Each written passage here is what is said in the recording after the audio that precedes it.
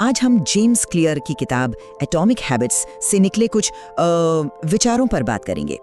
ये किताब बताती है कि कैसे रोजमर्रा की जो छोटी छोटी आदतें हैं वो हमारी जिंदगी में बड़े और स्थायी बदलाव ला सकती हैं। बिल्कुल, और इसी किताब से एक बहुत दिलचस्प सवाल उभरता है जिस पर आज हम बात करने वाले हैं। सवाल ये है कि ये जो स्थायी बदलाव है इसका असली राज क्या है? क्या ये मुख्य रूप से छोटी लगातार की जाने वाली आदतों और एक मजबूत सिस्टम बनाने में छिपा है, या फिर क्या बदलाव की जड़ हमारी पहचान, हमारी अपनी जो सेल्फ इमेज है उसको बदलने में है? मैं आज इस नजरिए पर जोर दूंगी कि बदलाव की असली ताकत हमारी क्रियाओं में है और उन सिस्टम्स में है जिन्हें हम बनाते हैं, जैसा कि किताब में भी बार बार जाहिर किया गया है। और मेरा नजरिया थोड़ा अलग है। मैं मानता हूं कि हाँ, आदतें और सिस्टम जरूरी हैं, इसमें कोई शक नहीं, लेकिन किताब का जो सबसे गहरा संदेश है और स्थायी परिवर्तन की जो कुंजी है वो मेरे हिसाब से हमारी पहचान बदलने की शक्ति में है। बदलाव का असली इंजन मैं कहूँगा पहचान है। ठीक है, तो शुरुआत करते हैं। देखिए, जब हम एटॉमिक हैबिट्स की बात करते हैं तो जो चीज शायद सबसे पहले ध्यान खींचती है वो है छोटी आदतों की अविश्वसनीय ताकत। किताब का वो मशहूर आइडिया कि रोज सिर्फ 1% बेहतर होने से साल भर में आप 37 गुना बेहतर हो सकते हैं, ये सिर्फ एक गणितीय तथ्य नहीं है, ये एक मानसिकता है ना? ये दिखाता है कि बड़े नतीजों के लिए बड़े कोई नाटकीय कदमों की जरूरत नहीं होती। लगातार छोटी सही दिशा में की गई कोशिशें ज्यादा मायने रखती हैं। हाँ, वो 37 गुना वाला आंकड़ा तो है ही आकर्षक। बिल्कुल हाँ, और ये सीधे तौर पर सिस्टम के महत्व को दिखाता है। क्लियर साफ कहते हैं, और ये लाइन मुझे बहुत पावरफुल लगती है, आप अपने लक्ष्यों के स्तर तक नहीं उठते, आप अपने सिस्टम के स्तर तक गिरते हैं। इसका मतलब है कि हमारी इच्छाएं या लक्ष्य कितने भी बड़े क्यों ना हो, अगर उन्हें सपोर्ट करने के लिए रोजमर्रा का कोई ढांचा, एक सिस्टम नहीं है तो वो टिकेंगे नहीं। जैसे मान लीजिए रोज जिम जाने का लक्ष्य बनाया, ये बनाना आसान है, पर अगर आपने वो सिस्टम नहीं बनाया, जैसे जिम बैग रात को तैयार रखना, सुबह जल्दी उठने का अलार्म सेट करना या शायद कोई जिम पार्टनर ढूंढना, तो लक्ष्य धरा का धरा रह जाएगा। और वो जो आदत के 4 नियम हैं, संकेत, लालसा, प्रतिक्रिया, पुरस्कार, ये सब क्या है? ये सिस्टम बनाने के ही तो व्यवहारिक तरीके हैं। माहौल बदलना, जैसे आपने फल सामने रख दिए या जंक फूड छुपा दिया, ये सब सिस्टम को डिजाइन करना है। ये ठोस करने योग्य चीजें हैं जो नतीजों की तरफ ले जाती हैं। इसलिए मेरा मानना है कि क्रिया और सिस्टम ही बदलाव की असली बुनियाद है। आपकी बात में वजन है, बिल्कुल, और सिस्टम की अहमियत से मैं इनकार नहीं कर रहा हूँ। बिना ढांचे के सिर्फ इच्छा शक्ति के भरोसे रहना तो मुश्किल है ही, ये किताब भी मानती है। लेकिन मैं इसे एक अलग परत से देखता हूँ। मेरे लिए किताब का जो सबसे कह सकते हैं क्रांतिकारी विचार है वो पहचान की भूमिका है। क्लियर खुद बदलाव के 3 स्तर बताते हैं: परिणाम बदलना, प्रक्रिया बदलना और पहचान बदलना। और वो इस बात पर जोर देते हैं कि सबसे गहरा और टिकाऊ बदलाव पहचान के स्तर पर होता है। हाँ, वो 3 स्तरों का जिक्र तो करते हैं। बिल्कुल, और वो कहते हैं कि असली लक्ष्य सिर्फ व्यवहार बदलना नहीं है, बल्कि आप जो मानते हैं कि आप कौन हैं उसे बदलना है। आप खुद सोचिए, मुझे रोज 1 घंटा पढ़ना है ये कहने में, और मैं एक पाठक हूँ, या मैं एक ऐसा इंसान हूँ जिसे पढ़ना पसंद है ये कहने में कितना जमीन आसमान का फर्क है। पहला वाला एक काम जैसा लगता है, शायद एक बोझ। दूसरा वाला आपकी पहचान का हिस्सा बन जाता है। जब आप खुद को एक पाठक मानते हैं तो किताब उठाना कोई बाहरी अनुशासन नहीं रह जाता, वो आपकी प्रकृति बन जाती है। सिस्टम जैसे किताब बिस्तर के पास रखना, वो तब उस पहचान को सपोर्ट करता है, उसको लागू नहीं करवाता। पहचान एक अंदरूनी मोटिवेशन देती है जो सिर्फ बाहरी सिस्टम या इच्छा शक्ति से कहीं ज्यादा टिकाऊ होती है। इसलिए मेरे लिए पहचान वो नींव है जिस पर सिस्टम खड़ा होता है, ना कि सिस्टम से पहचान बनती है। ये तो वो कर्म बनाम अस्तित्व वाला क्लासिक सवाल हो गया है ना, कि क्या हमारी क्रियाएं हमारी पहचान बनाती हैं या हमारी पहचान हमारी क्रियाओं को जन्म देती हैं। मैं मानती हूँ कि किताब का झुकाव शायद पहले वाले की तरफ थोड़ा ज्यादा है। लगातार छोटी क्रियाएं करने से ही तो विश्वास पैदा होता है। मान लीजिए आप रोज सुबह 5 मिनट ध्यान करते हैं, चाहे आपका मन हो या ना हो। कुछ हफ्तों बाद आप धीरे धीरे खुद को एक ऐसा व्यक्ति जो ध्यान करता है के रूप में देखने लगते हैं। तो यहाँ क्रिया पहले आई जिसने पहचान को आकार दिया। सिस्टम का पालन करने से, वो छोटी छोटी जीतें हासिल करने से ही तो विश्वास बनता है कि हाँ, मैं ये कर सकती हूँ और मैं इस तरह की इंसान हूँ। क्लियर ये कहते भी हैं कि हर क्रिया आपके उस तरह के व्यक्ति होने के पक्ष में एक वोट की तरह है जो आप बनना चाहते हैं। मैं समझ रहा हूँ आप क्या कह रहे हैं कि क्रियाएं एक सबूत की तरह काम करती है, पर क्या ये प्रक्रिया उल्टी दिशा में ज्यादा शक्तिशाली नहीं है? अगर आप पहले ये तय कर लें, ये विश्वास कर लें कि मैं एक स्वस्थ व्यक्ति हूँ, तो क्या सलाद चुनना या सीढ़ियां लेना ज्यादा आसान और स्वाभाविक नहीं हो जाता? किताब भी तो यही कहती है कि अपनी पहचान पर गर्व करना व्यवहार को बनाए रखने का सबसे बड़ा प्रेरक है। जब आप मानते हैं कि आप एक खास तरह के इंसान हैं, तो आप उस पहचान के अनुरूप व्यवहार करने के लिए मोटिवेटेड होते हैं। ये सिर्फ बाहरी इनाम के लिए नहीं होता, जैसे वजन कम होना, बल्कि अपनी पहचान को साबित करने के लिए भी होता है। तो यहाँ पहचान क्रिया को सिर्फ प्रेरित नहीं कर रही, वो उसे एक मतलब दे रही है, एक दिशा दे रही है। बिना इस अंदरूनी दिशा के सिस्टम सिर्फ एक खाली ढांचा रह सकता है, जिसे हम पहली मुश्किल में ही शायद छोड़ दें। तो फिर असली लेवर क्या है? वो पहली चीज जिसे हम पकड़ सकते हैं, बदल सकते हैं। मेरे लिए तो वो सिस्टम ही है। सिस्टम ठोस है, व्यावहारिक है। आप उसे देख सकती हैं, उसे डिजाइन कर सकती हैं, उसे लागू कर सकती हैं। जैसे अपने फोन से सोशल मीडिया एप्स हटाना, ये एक सीधी करने लायक क्रिया है। पहचान बदलना, ये थोड़ा ज्यादा अमूर्त लगता है ना? आप सुबह उठकर ये कैसे तय करते हैं कि आज से आप एक अनुशासित लेखक हैं?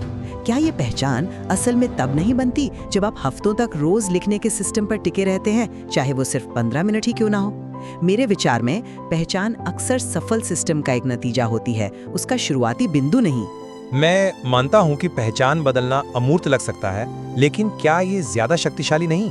सोचिए, आपने सोशल मीडिया ऐप्स हटा दिए, मतलब सिस्टम बदल दिया, लेकिन अंदर से आप अब भी खुद को वैसा ही इंसान मानते हैं जो आसानी से डिस्ट्रैक्ट हो जाता है, या जिसे दूसरों से जुड़े रहने की बहुत इच्छा होती है। तब क्या होगा? आप शायद वेबसाइट से लॉगिन करने लगेंगे या कोई और तरीका ढूंढ लेंगे। सिस्टम को बाईपास करना आसान है अगर अंदरूनी पहचान नहीं बदली है, लेकिन अगर आप अपनी पहचान पर काम करते हैं, ये विश्वास बनाते हैं कि मैं एक फोकस्ड इंसान हूं जो अपने समय की कदर करता हूं, तो फिर ऐप्स हटाने जैसा सिस्टम उस पहचान का एक नेचुरल एक्सटेंशन बन जाता है, न कि सिर्फ एक बाहरी बाधा।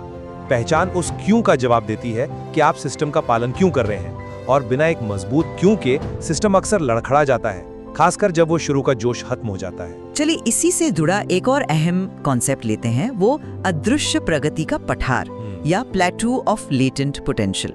किताब कहती है कि शुरुआती दौर में हमारी कोशिशों का नतीजा अक्सर दिखता नहीं है। हम मेहनत करते रहते हैं पर लगता है कुछ बदल नहीं रहा। फिर अचानक एक थ्रेशोल्ड पार होता है और नतीजे दिखने लगते हैं। जैसे वो उदाहरण देते हैं ना बर्फ का, 0 डिग्री पर पानी नहीं बनती, लेकिन 0 से 1 डिग्री जाने पर बनती है। बिल्कुल। मेरे लिए ये पठार वाला आइडिया सिस्टम और निरंतरता की अहमियत का सबसे बड़ा सबूत है।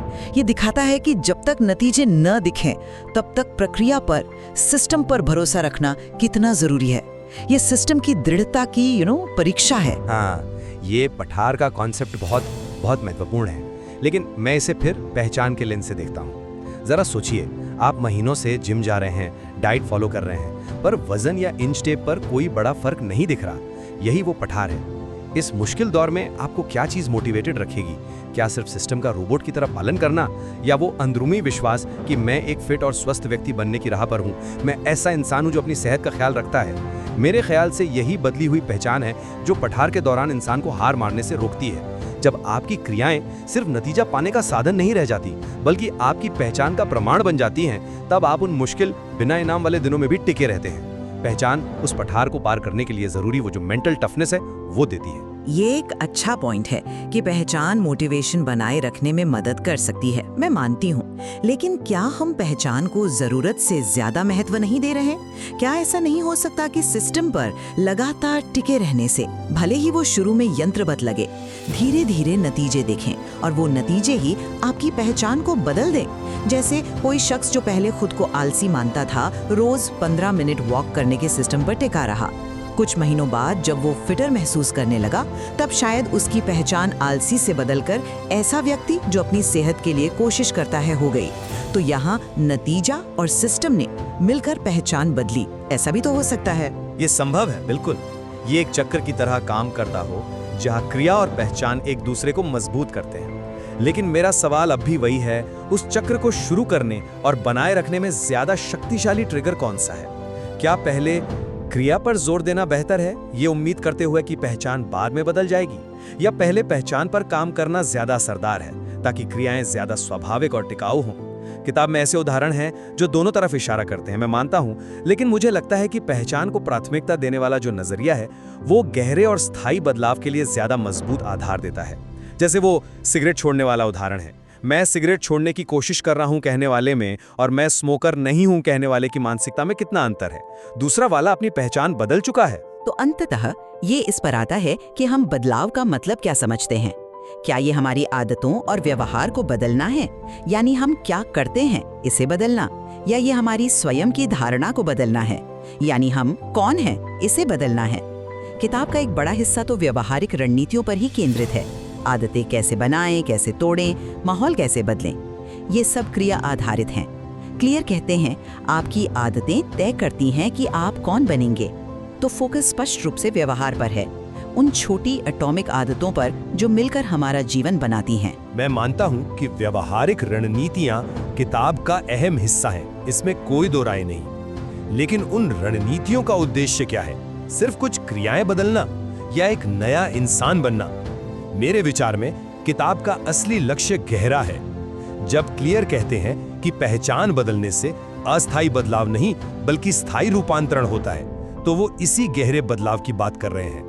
व्यवहार बदलना उस रूपांतरण का हिस्सा है, हाँ, लेकिन उसका स्रोत पहचान में है। जब आप अंदर से बदल जाते हैं तो बाहरी क्रियाएं स्वाभाविक रूप से बदलती हैं और ज्यादा टिकाऊ होती हैं। इसलिए मेरे लिए बदलाव का मतलब सिर्फ क्या करना है बदलना नहीं, बल्कि कौन हूं बदलना है, जिससे क्या करना है अपने आप सही दिशा में आ जाता है। ठीक है, तो अपनी बात को समेटते हुए मेरा पक्ष यही है कि एटॉमिक हैबिट से मिली सीख का निचोड़ ये है कि स्थायी परिवर्तन की नींव लगातार की जाने वाली छोटी सोची समझी क्रियाओं और एक मजबूत व्यावहारिक सिस्टम में है।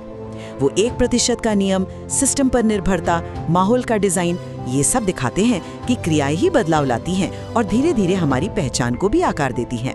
और मेरा निष्कर्ष ये है कि हाँ, क्रियाएं और सिस्टम बेहद जरूरी औजार हैं, टूल्स हैं, लेकिन बदलाव का जो सबसे शक्तिशाली इंजन है और स्थायी रूपांतरण की कुंजी है, वो हमारी अपनी पहचान को बदलने में है। जब हम ये बदलते हैं कि हम खुद को क्या मानते हैं, तो सही क्रियाएं और आदतें उस नई पहचान के साथ स्वाभाविक रूप से जुड़ जाती हैं और उन्हें बनाए रखने की अंदरूनी प्रेरणा मिलती है, खासकर मुश्किल वक्त में। ये तो साफ है कि क्रिया और पहचान दोनों ही बदलाव की इस पहेली के अहम हिस्से हैं, जैसे कि किताब में भी झलकता है। शायद ये एक दूसरे से पूरी तरह अलग नहीं है, बल्कि एक डायनामिक रिश्ते में बंधे हैं।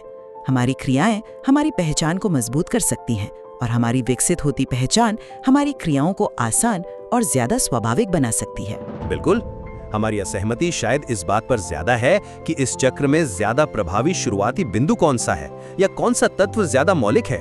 क्या क्रिया पहचान की ओर ले जाती है या पहचान क्रिया को सक्षम बनाती है? किताब हमें दोनों ही दृष्टिकोणों पर सोचने के लिए मजबूर करती है, ये बात तो है। और इन अलग अलग नजरियों से इस विषय पर सोचने से हमें बदलाव की प्रक्रिया की जटिलता और उसकी गहराई को समझने में मदद मिलती है, जो शायद किताब का एक मुख्य उद्देश्य भी है। हाँ, शायद असली महारत इन दोनों के बीच एक संतुलन साधने में है। एक ठोस क्रिया आधारित सिस्टम बनाना और साथ ही साथ अपनी इच्छित पहचान को विकसित और मजबूत करना।